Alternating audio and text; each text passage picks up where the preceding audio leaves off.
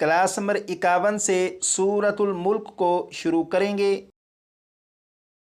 लेकिन class number 51 में सूरतुल मुल्क का सबक पढ़ेंगे नहीं, बल्कि यहाँ पर आप देखें, यहाँ से सूरतुल मुल्क शुरू हो रही है। तो यहाँ से यहाँ तक ये 2 आयात बनती हैं। इन दोनों आयात को आप अपने तौर पर कम अज़ कम 15 से 20 मरतबा पढ़िएगा।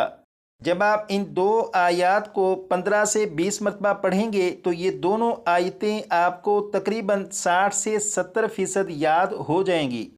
और क्लास नंबर 52 में मैं इन दोनों आयात को 2 मरतबा पढ़ूँगा। जब मैं क्लास नंबर 52 में इन 2 आयात को 2 मरतबा पढ़ूँगा तो यकीनन आपको मालूम हो जाएगा कि इन 2 आयात में से कौन से अल्फाज आपने सही याद किए हैं और कौन से अल्फाज आपसे दुरुस्त नहीं पढ़े गए।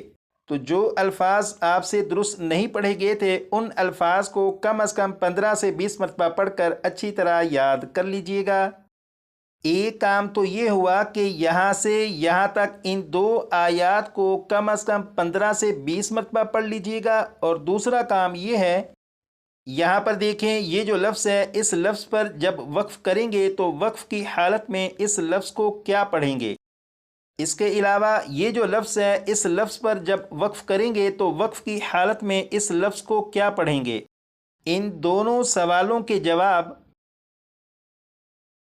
एक सवाल का जवाब यहाँ पर है, दूसरे सवाल का जवाब यहाँ पर है। तो क्लास नंबर 51 का सबक ये है कि यहाँ से यहाँ तक इन 2 आयात को कम अज़ कम 15 से 20 मरतबा पढ़ लीजिएगा।